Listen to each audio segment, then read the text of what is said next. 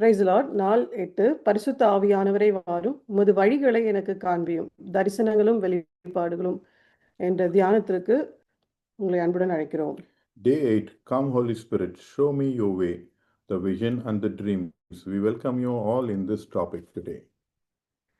பொதுவாக நம்ம சிறு பிள்ளைகளை பார்க்கும்போது நம்ம என்ன கேட்போம்னா, நீங்கள் வளர்ந்துட்டீங்கன்னா, வளர்ந்து வந்த பிறகு உங்களுக்கு என்ன ஆகணும் விருப்பம் அப்படின்னு நம்ம கேள்வி கேட்போம் பிள்ளைகளை. உடனே பிள்ளைங்க சொல்லுவாங்க, நான் டாக்டர் ஆகணும், நான் இன்ஜினியர் ஆகணும் அப்படின்னு அவங்க சொல்லுவாங்க.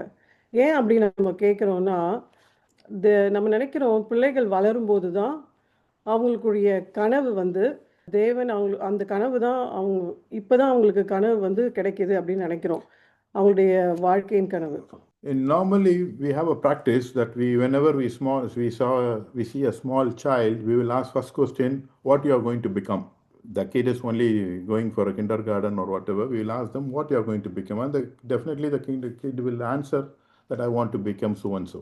நம்ம ஏன் கேட்குறோன்னா, நம்ம நினைக்கிறோம் இந்த உலகத்தின் ஜனங்கள் நம்ம எல்லாரும் என்னென்னா, அந்த குழந்தைக்கு இப்போ வளரும்போது ஒரு கனவு இருக்குது போல இருக்குதோ இல்லையோ நம்ம இப்போ தான் உருவாக நினைக்கிறோம். ஆனால் நம்ம ஆண்டவர் என்ன பண்ணுறாருன்னா, நம்ம உருவாவதற்கு முன்பாக, அந்த குழந்தை உருவாவதற்கு முன்பாகவே அந்த பிள்ளைகளுக்கு மேலே ஆண்டவர் ஒரு தரிசனத்தை வச்சிருக்கிறாரு. அதுதான் எரேமியா 1:5 நான் உன்னை தாயின் வயிற்றில் உருவாகும் முன்னே உன்னை அறிந்தேன், நீ கர்ப்பத்திலிருந்து வெளிப்படும் முன்னே நான் உன்னை பரிசுத்தம் பண்ணி உன்னை ஜாதிகளுக்கு தீர்க்கதரிசியாக கட்டளையிட்டேன் என்று சொன்னார். When we ask this question, definitely the child is going to give an answer, but God has a pre-plan for that baby, what is going to become. It is mentioned in Jeremiah chapter 1 verses 5 says, before you formed in your womb, I know you. Before you were born, I have sacrificed you, and I have obtained you as a prophet to the nations. So this promise is given to that particular child before it is born. ஒரு சாதாரணமான தாயான நம்மளுக்கு எல்லாருக்கும் நம்ம பிள்ளைங்கள் வந்து பெரிய ஆளாகணும், விஞ்ஞானி ஆகணும், சயின்டிஸ்ட் அப்படிலாம் நம்ம ஒரு ஆசை வச்சுருக்க முடியும்னா, அந்த பிள்ளையுடைய டிஎன்ஏவை உருவாக்குற கர்த்தருக்கு எவ்வளவு பெரிய தரிசனமும் கனவும் அந்த பிள்ளை மேலே ஆண்டவர் வச்சுருப்பாரு. எப்படி சொல்கிறேன்னா, நம்ம உடம்புல வந்து இந்த கரு உருவாகிறதுக்கு முன்னாக ஒரு தரிசனம் ஆண்டவர் உருவாக்கி இருக்கிறாருன்னா, அந்த நம்முடைய செல்களில் டிஎன்ஏக்களில் நான் நம்புகிறேன், நிச்சயமாக நம்புகிறேன், அந்த தரிசனம் அதோடு நிரப்பப்பட்டிருக்குன்னு நம்புகிறேன். நமக்குள்ளே இருக்கிற செல்கள் வந்து உடம்புக்குள்ள இருக்கிற செல்கள் வந்து எண்ணில் அடங்காத ட்ரில்லியன்ஸ் கணக்கில் இருக்குது. அதுக்குள்ளே இருக்கிற டிஎன்ஏஸ்கள் கணக்கில் இல்லை. அப்போ அது எல்லாத்துலேயுமே அவருடைய தரிசனம் நிரப்பப்பட்டிருக்குன்னு நான் நம்புகிறேன். If an ordinary mother has a dream that his child should become a scientist or a very top position, just imagine how much greater dream our God, who have designed the child's DNA. Definitely our God has a different purpose on us, because the DNA, we each have trillions of DNAs in our body, but each DNA has been specific vision has been inserted through God. அப்படி நினைக்கும் போது கொஞ்சம் நீங்கள் யோசிச்சு பாருங்க, நம்ம அந்த எல்லா டிஎன்ஏ நம்ம உடற்ற செல்லில் எல்லாத்துலேயுமே ஆண்டவருடைய திட்டமும் தரிசனமும் இன்சர்ட் ஆயிருக்கு. அப்படின்னா நம்ம அசைகிறோம், கை அசைக்கிறோம், நம்ம சுவாசிக்கிறோம், நம்ம நடக்கிறோம், நம்ம ஒரு காரியத்தை செய்கிறோம். அப்போ இது எல்லாமே அவருடைய தரிசனத்துக்குள்ளாதான் நடக்குது இல்லையா? ஸோ இதை நான் தியானிக்கும் போது ஆண்டவர் அதை எனக்கு வெளிப்படுத்தினார். So we just imagine that many DNAs are in our body. So each moment, when we talk, when we walk, when we see someone, every moment is being dictated by these DNAs, which is already chosen by God's. இந்த தரிசனம், தேவ தரிசனம் எப்படி நமக்கு வெளிப்படுத்தப்படுகிறதுனா, நம்ம சொல்லல பரிசுத்த ஆவியானவரே வாரும் அப்படின்னு சொல்லும்போது தான் அந்த ஆவியானவர் தான் நமக்குள்ள இருந்து இந்த தரிசனத்தை நமக்கு வெளிப்படுத்துகிறார். So only the divine Holy Spirit only projects us through when we speak to God to show the divine Spirit. Only the Holy Spirit can show us. பரிசுத்த ஆவியானவர் இல்லாம நம்ம ஒரு நான் ஒரு தரிசனத்தை உண்டாக்கிக்கிறேன் அப்படின்னா, உலக ஜனங்கள் அவங்க காணுகிற கனவுகள் இல்லையா, உலகத்துக்கு ஏற்ற மாதிரி நான் ஒரு நிறைய பணம் சம்பாதிக்கணும், என்னுடைய அந்தஸ்து உயரணும், என்னுடைய சுய பலத்தினால நான் ஒரு பெருசா சாதிக்கணும், இது மாதிரி கனவுகள் தான் நமக்குள்ள இருக்கும். ஆனா நம்ம ஆவியானவர் நமக்குள்ள வரும்பொழுது அந்த தரிசனம் தெய்வீக தரிசனமாக மாறுது. நம்ம கனவுகள் நம்ம அதே வேலையை தான் பண்ணுவோம், அதே காரியங்களை தான் செய்வோம் மற்றவர்களை போல. ஆனா நமக்குள்ள வைக்கப்பட்டிருக்கிற அந்த தெய்வீக தரிசனம் நமக்குள்ள வைக்கப்பட்டிருக்கிறதுனால அது வந்து எப்படின்னா, நம்ம வெளியில பார்க்கும் பொழுது சாதாரண ஒரு ஆளை பார்க்கும்போது ஐயோ இந்த ஆத்துமா நரகத்துக்கு போகக்கூடாது அதற்குரிய ஒரு கரிசனையும், அப்புறம் நம்ம தேவனுக்காக ஏதாவது செய்யணும் அப்படின்ற காரியமும், நம்ம சுற்றி இருக்கவங்களுக்கு நம்மளால முடிந்த காரியங்களை நம்ம தேவனுடைய நாமத்தின் மகிமைக்காக செய்யறதுக்கும் நம்மள உந்துவிக்கிறது எதுனா இந்த தெய்வீக தரிசனம் தான். The Holy Spirit is the one who relieves the plan of us. Without Holy Spirit, we only see the worldly dreams, how the people are doing to make money, to bring some status to their life. This is the only thing they are all are doing without Holy Spirit. But the Holy Spirit will help us to do the divine vision of God, what the purpose, what God has given, made us to in this world, to do soul winning, to ministry, to bring people to the God's world. This all will be controlled by the Spirit if we are in the divine vision. தேர்ந்தெடுக்கப்பட்ட நம்ம ஒவ்வொருவருக்கும் தேவன் ஒரு குறிப்பிட்ட தரிசனத்தை வச்சிருக்கிறாரு. அப்படின்னா என்னன்னா, நம்ம எல்லாருக்குள்ளேயும் வந்து சொன்னோம் இல்லையா, நிறைய டிஎன்ஏக்கள் இருக்கு. அந்த ஒவ்வொரு டிஎன்ஏமே கூட அது வந்து யூனிக் அப்படின்னு தான் நம்ம பார்க்குறோம். நமக்குள்ள வைக்கப்பட்டிருக்கிறது. அப்பனா நமக்குள்ள வைக்கப்பட்ட திட்டங்களும் தரிசனமும் கூட ஒரு யூனிக். அதனால மற்றவருடைய திட்டத்தையோ தரிசனத்தையும் நம்ம காப்பி பேஸ்ட் பண்ண முடியாது. Each one of us have a specific unique vision which God has given, like such as DNAs are varies to people to people. There is no common DNAs between people. They all are separated. Same way God has given us separate unique vision that cannot be imitated or copied from others to us. வேதாகமத்துல பார்க்கிறோம், ஆபிரகாமுக்கு அநேக ஜாதிகளுக்கு தகப்பனாக இருக்க வேண்டும் ஒரு தரிசனம் கொடுத்தாரு. மோசேக்கு தேவனுடைய ஜனங்களை அடிமைத்தனத்திலிருந்து வழிநடத்த வேண்டும் என்று ஒரு தரிசனம் கொடுக்கப்பட்டது.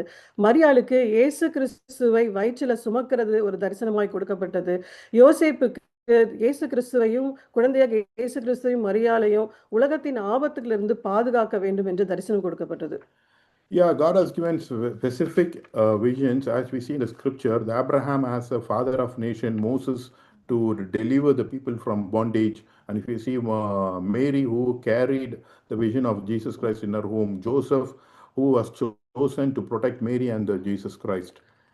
இயேசு கிறிஸ்துவின் பிறப்புல தேவ தரிசனம் வெளிப்பட்டது. எப்படின்னா, மரியாளுக்கு தரிசனமாக தான் தரிசனத்துல தேவதூதர்கள் வந்து அந்த திட்டத்தை வெளிப்படுத்தினாங்க. யோசேப்புக்கு வந்து சொப்பனத்துல தேவன் அவங்களுக்கு வெளிப்படுத்தினார். So there are two different visions came. For Mary there was a vision came, and for Moses there was a dream. மரியாளுக்கும் யோசேப்புக்கும் அந்த தரிசனம் கொடுக்கப்பட்ட போது அந்த தரிசனத்தை அவங்க யோசிக்கும் போதே இப்ப நம்மளுக்கு ஆண்டவர் ஒரு கொடுத்திருக்காருன்னா, நம்ம வந்து இந்த இந்த வேர் கொடுக்கப்பட்ட போல நம்மளுக்கு கொடுத்திருந்தா நம்ம யோசித்து பார்ப்போம். எவ்வளவு மனக்குழப்பங்கள், அப்புறம் அந்த அவமானத்தை எப்படி தாங்கிறது, இதெல்லாம் அவங்களுக்குள்ள போயிருக்கும். ஆனாலும் அதையெல்லாம் தாண்டி தேவன் அவர்களுக்கு வைத்திருந்த தரிசனம், தேவ திட்டம் மேலானது என்பதை அவங்க 2 பேரும் விசுவாசிச்சாங்க. The same as Mary and Joseph had the vision and the dream, it was very challenging for them those period, because they will be ashamed, Mary will be ashamed, they will be having a lot of challenges, but through the Holy Spirit they believed that the vision and dream is going to fulfill by the Holy Spirit. They were able to complete their mission. அதனால்தான் மரியாள் சொன்னா, நான் கர்த்தருடைய அடிமை, உம் வார்த்தையின்படியே எனக்கு ஆகட்டும் என்று அவள் அர்ப்பணித்தார். யோசேப்பு கூட தேவனுடைய திட்டத்திற்கு ஒப்பு கொடுத்தாரு. அந்த குழப்பத்திலிருந்து வெளியே வந்தாரு. தேவன் சொல்லுகிறாரா அதை கீழ்ப்படித்தாரு. அப்பொழுது ஆவியானவர் அவருடைய தரிசனத்தை நிறைவேற்றினார். So Mary totally she surrendered herself for the divine vision what she have received. Even Joseph had some confusion on his vision, but it was resolved by the Holy Spirit. தேவ தரிசனம் வந்து இது மனுஷனுடைய ஆசை கிடையாது. இது தேவன் நமக்கு முன்கூட்டியே உருவாக்கப்பட்ட உன்னதமான திட்டம். அது சரியான காலத்துல அது நிறைவேறும். எரேமியா 29:11 உங்களுக்காக நான் வைத்திருக்கும் என் திட்டங்களை நானே அறிவேன். அவைகள் உங்களுக்கு தீமை விளைவிக்கும் திட்டங்கள் அல்ல. அவை உங்களுக்கு ஒரு செழிப்பான வாழ்வையும் நம்பிக்கையும் நல்ல எதிர்காலத்தையும் கொடுக்கும் திட்டங்கள் என்று யெகோவா அறிவிக்கிறார். In Jeremiah chapter 29 verse 11 says, "For I know the plan I have for you is declared by the Lord, the plan purpose to not to harm you, the plan to give you the hope and future. It what is says in the scripture. So the vision came not from the people, from the Holy Spirit. இந்த நாள்ல நீங்க நினைக்கலாம், எனக்கு ஆண்டவர் ஒரு தரிசனத்தை கொடுத்திருக்கிறது உண்மைதான். ஆனா அந்த தரிசனம் வந்து நிறைவேறுகிறதா இல்லையா, அந்த தரிசனத்தின் பாதையில நான் என்ன தடை இருக்கு உங்களுக்கு தெரியாம இந்த குழப்பத்துல இருந்தாலும், இந்த தரிசனம் ஆண்டவர் கொடுத்திருக்கிறாரு, அதற்குரிய நன்மையான காரியங்களை பார்க்கல அப்படின்னு நினைச்சீங்கன்னா, இந்த வசனம் சொல்லுது, அவர் ஒரு தரிசனம் கொடுத்தாருன்னா அது தீமையானது அல்ல. மரியாள் அப்படி நினைச்சிருந்தா அவ வந்து ஆண்டவருக்கு அர்ப்பணிச்சிருக்க முடியாது. இந்த நாள்ல கூட ஆண்டவர் நம்மகிட்ட சொல்றது, அவருடைய திட்டங்கள் தீமையானவைகள் அல்ல. அவருடைய திட்டங்கள் வந்து செழிப்பானவைகளும், அவர் வந்து நல்ல எதிர்காலத்தையும் கொடுக்குது. நமக்கு இந்த உலகத்திலையும் நித்தியத்திலையும் ஆண்டவர் ஒரு பெரிய ஒரு மகிமையை வச்சிருக்கிறாரு. அதனால அவரு நல்ல திட்டங்களை தான் நம்ம மேல வச்சிருக்கிறாரு. The vision and the dream, whatever God has given to us, it's not to bring us harm. There is definitely a good deeds are going to happen in that. We might think today how this is going to happen, but definitely the Holy Spirit will strengthen us to fulfill His dream and vision through us.